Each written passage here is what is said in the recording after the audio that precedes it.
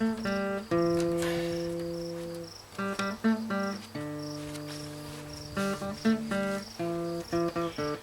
you want to take a tour of the Pine Meadows Hobby Farm? See what it looks like in the spring? Stay tuned.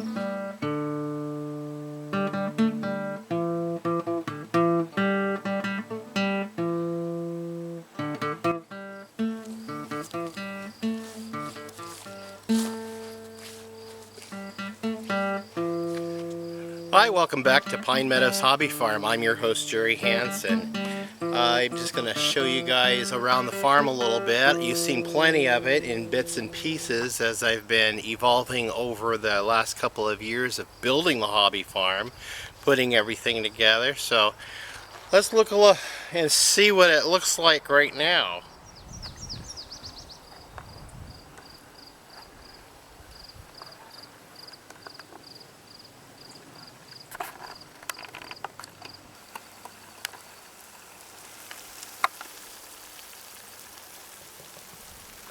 Here behind me is my 25 foot by 25 foot corn and bean and a variety of squash. I've planted them in a companion style, or in the Native American sense, the sister crops. So I'm trying 3 different methods of growing them, and right now I've got 2. I explained those in a previous video on how I was doing it, but the corn's coming up. Some of it I started in the brooder and transplanted it in the garden. It seems to be doing okay. These are cucumbers and squash, crookneck squash that are growing, and they're doing great. This is more tomatoes that I have planted, and they're doing okay. This is my little Concord grape that got burnt back by the last frost of the season, and now it came back and it's doing great. But my other 2 grapes that I planted along here, the Catawba and the Niagara, died and never returned. My raspberries I grew, and as they start new starts, I'll plant them along here. I've got some planted in there. I've just got to put some posts on each end and wire to draw the canes up and thin them out. I'm still learning the process of growing raspberries. All this is new to me. I'm experimenting, I'm trying new things, and I'm learning from YouTubers on how to do certain things, so stick with me. Those 5 stumps, I had a flame thrower blower thing that I bought from Harbor Freight attached to a propane bottle, and I burnt all the brush off around those things. I was hoping to burn them out, but I went ahead and planted some plants around them. I got garlic and potatoes planted back there. And then right here is going to be my strawberry bed. I'm waiting for a supply of cedar 2x4s. A friend of mine gave me about 1,000 board feet of cedar 2x4s, and I will be building some beds, raised beds in here out of that cedar, and we'll be mulching heavily in there. And I want to get a pretty good strawberry bed because I like strawberries. I like strawberry jam to get me through the winter. And my other garden over at Acorn Acres, I grew, I harvested about 5 gallons of strawberries that first year. So I'm hoping to get at least half as much over here at Pine Meadows Hobby Farm. I did plant some cabbage back up in there by those stumps. I got a row of cabbage going in up there. I also have a couple of squash like zucchini, and then I also have several of that Minnesota midget cantaloupe I'm growing up there. There's a lot I'm not growing in the garden.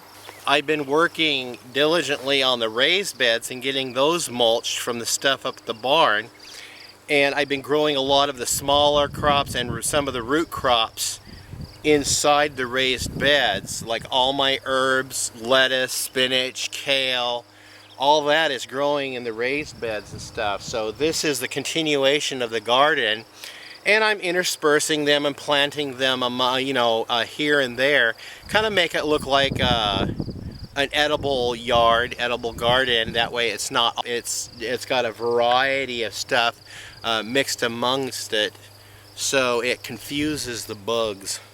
This is my little orchard I'm planting along here. Right here is my cherry tree I purchased from Costco. We got a cherry growing right there.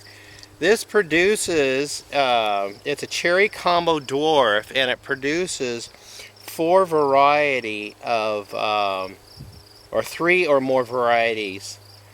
They could be a Bing, Rainier, Sweetheart, Late Lapin, or Benton type cherry that grows in this. I got a cherry off of it last year. It was the first year the tree fruited.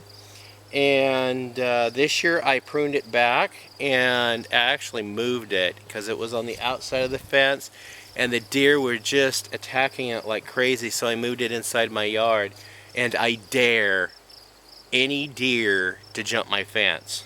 This was my pear tree I planted. It was supposed to grow 5 variety of pears and it died. Oops. So I have to go find another pear combo. I want a combo. I don't want a lot of trees. I do want a variety, and I do want just a few trees. I don't have a whole lot of room back here. So I'll go ahead and find another combo pear tree and plant it here. And then that space right there is for a combo plum. It's reserved for a combo plum tree. This right here is my combo apple tree. It grows 5 variety of apples. This branch is dead. It started to come out, but then it died off. I'm not sure what's going on there. So it's a graft, so it looks like I'm not going to get that variety of whatever it was. This graft is working great. This is a graft here, and this is a graft here. And let's see, this is a graft here. So I've got some grafts that are working okay. So we'll see what kind of varieties I get off of this apple tree.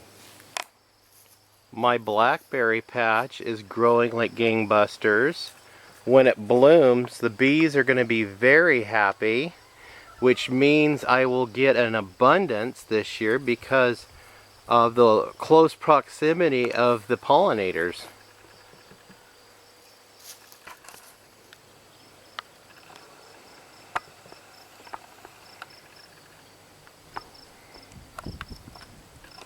That goose you see across the pond with that young bird, it's actually a duckling. It's the only duckling I managed to successfully hatch out of all those duck eggs this year.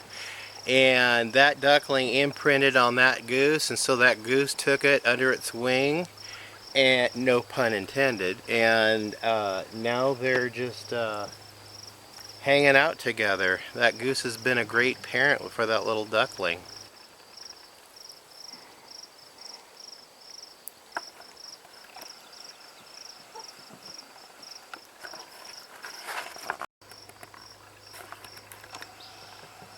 Speaking of the bees, they're doing fine. They're settling in great. I'm wearing black so I don't want to get too close to the beehive because they'll mistake me for a bear and want to come and try to thwart a potential attack, meaning that I get stung. So I'm going to just keep my distance. It's time to clean out the chicken coop. Their roosting tray is full, and I can take all that roosting material and spread it in the garden and get that strawberry bed ready to grow. I have some hens that are sitting on eggs, and I'll be raising some chicks because I've got an order for some hens from some townsfolk that are down in the valley. There's more and more people setting up little chicken coops in their backyard downtown. The ordinance in that community allows them to have so many hens, no roosters. So if I have any roosters, they'll end up going in the freezer, and I'll find a good recipe for cooking in.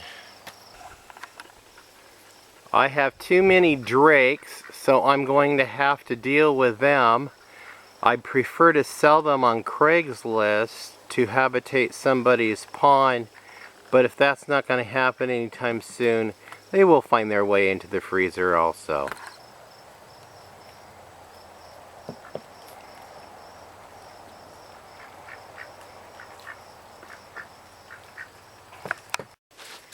I have 3 geese a-laying right now, 2 in this tote and 1 in that tote on the other side of the rabbit tower. And this is a nice solid enclosure. I keep them in at night so the nocturnal predators will not be able to get to them. Same way with the chickens, the nocturnal predators won't be able to get to the chickens either. So they're safe at night, and in the morning I come up and feed them and let them out, and they're able to free range, have time at the pond or just free range around the property, and they do that very well. I have 8 youngsters in there with a mama. They're 6 weeks old, and it's time to start separating them.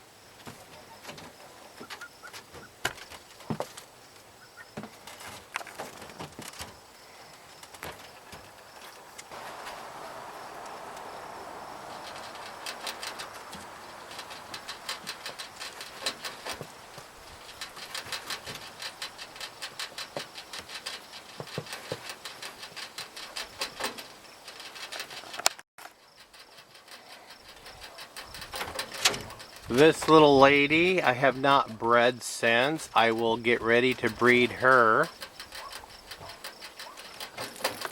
with her probably this week.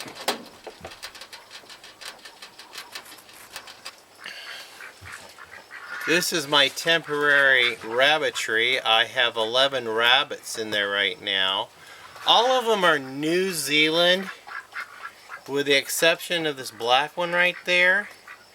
He's a New Zealand, I suspect he's American, because he's black, so I have to research him a little bit. Have not bred him with anybody, because I want to stay with white rabbits. I thought there's a better market out there for white rabbits. There's a couple of guys that come on different days through with a semi-trucks full of rabbit cages heading north to the big rabbit market, and they'll buy white rabbits. I think it's $2.50 a pound, and they'll buy a minimum. Each rabbit has to weigh a minimum of 5 pounds for them to accept. And from what I was told, I haven't sold to them yet, but what I was told is the reason for the white is because it's easier for them to dye the pelts any color they want for use in the fur industry. But meat market, this rabbit meat is really big in some states. It's just not big in our region. I don't know why. I still have never butchered a rabbit or eaten one, but if I can't sell these guys, I'm going to have to do something. So I'll probably drop my prices a little bit on Craigslist and see if I can get any takers. But until then, I'm still feeding them.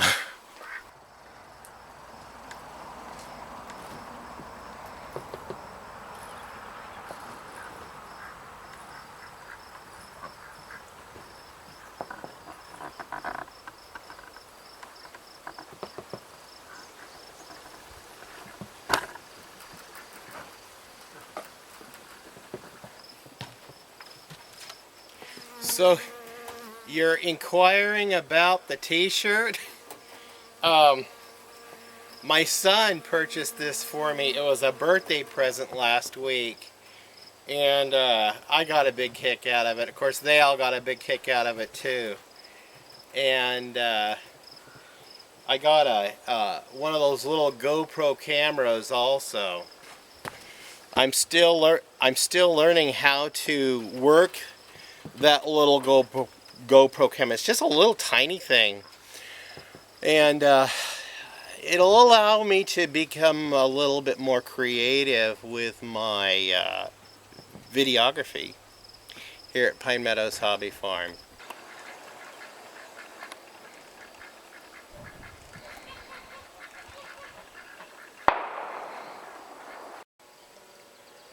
Well, I'm out of coffee, so I guess it's time to close the chat and the tour of the hobby farm. So I want to thank you for joining me on this little tour here this spring at Pine Meadows Hobby Farm. Please subscribe, give me a thumbs up, leave a comment, and I will see you guys on another video. Bye bye.